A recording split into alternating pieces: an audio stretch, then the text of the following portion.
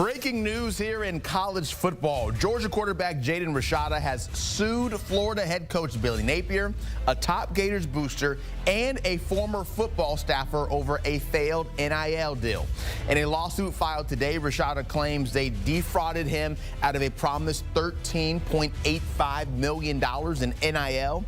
And now the saga continues as Rashada currently is a member of the Georgia Bulldogs, and this story has no way of going away anytime soon. So with this breaking news, let's now bring in John Talty, the 24/7 college sports reporter. And John, this seems like ground-shaking news.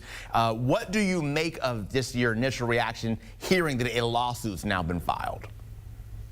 Yeah, it's unprecedented. Not only is this a huge NIL related situation and first real major active college football player to be suing an NIL related lawsuit, but I think the fact that Jaden Rashada transferred to Georgia this spring adds to it, that you have a active SEC quarterback suing an active SEC head coach is unprecedented, and I think adds an extra layer of intrigue, to this story, given the intense rivalry between Georgia and Florida. But this is something that they have been working on for a long time.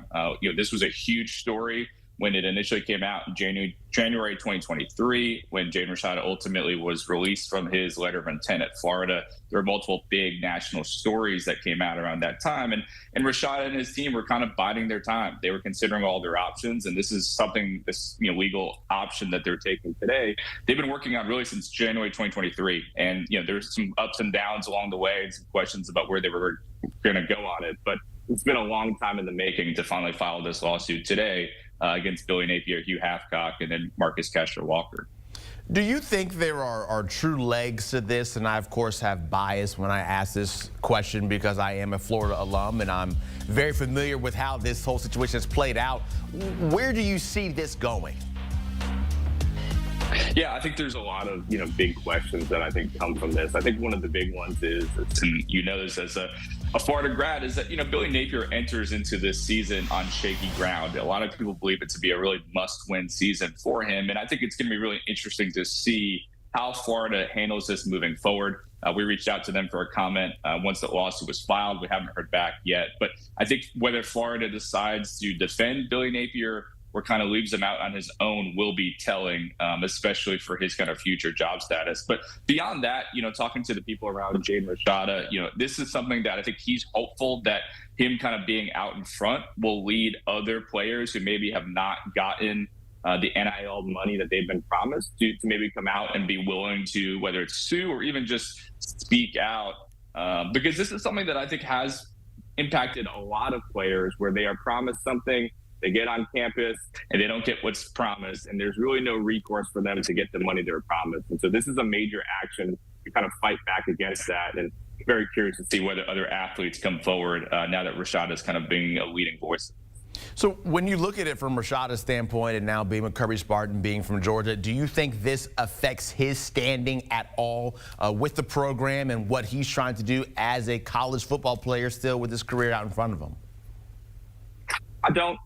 He informed Kirby Smart of this coming, and from what I've been told, Kirby, gave him his blessing to, hey, you kind of go ahead and you got to do what you got to do. He's supportive of Jaden in that regard. I'm sure both for Jaden and the Georgia program, you don't want this to turn into a circus, but I think they'll handle that the right way. And I think what might help is that Jaden's a backup quarterback. He's not the starter at Georgia. There's not going to be all this pressure on him that might have come if he was the starter, at Arizona State, where he was originally before transferring to Georgia. So I think he can kind of be in the background. He's probably not going to talk to the media much at all. Jaden has not commented publicly yet on this lawsuit either. So I think Georgia has a pretty good grip on how to handle situations like this. And I'm sure we'll get a comment from Kirby at some point. But from everything I've been told, he wants to be supportive of Jaden and pursuing what he feels like he needs to do. Yeah, going to make Saturday, November 2nd even more intriguing, as if the world's largest outdoor cocktail party ever needed something more spice to add to it. Let's look maybe bigger picture holistically here. Other college coaches around the country, do you think they will bat an eye now at this and maybe be a little scared of how they do in their dealings with recruiting players, knowing the situation that Billy Napier now finds himself in?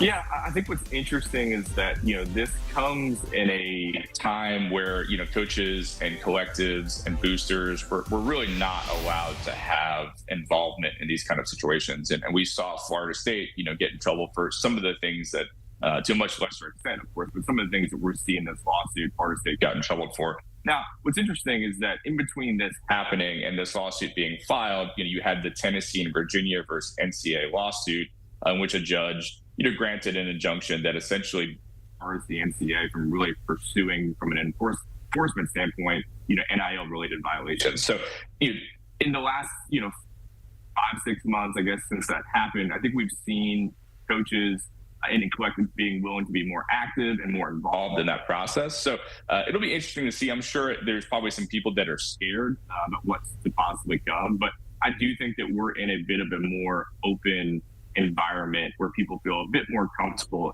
in having these conversations and being more directly involved during the recruiting process, just because of that lawsuit and the NCAA really pulling back from an enforcement standpoint. And specifically of this case, the NCAA was investigating Florida specifically on this case. They interviewed multiple of the key parties involved. But what's interesting is that they were actually planning on interviewing one of the agents involved.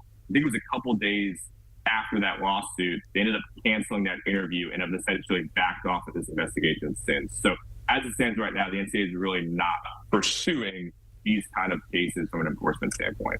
Yeah, it is going to be very interesting and maybe gut-wrenching for myself and other Gators out there watching to see what happens and what comes of this lawsuit being filed. John Talty, thank you so much for joining us, talking this breaking news as Jaden Rashada has sued Florida and others. And make sure you always stay tapped into 24/7 Sports, because they have you covered around the clock 24/7 with all your college sports news, from team coverage to recruiting rankings and transfer portal updates. Lock into there.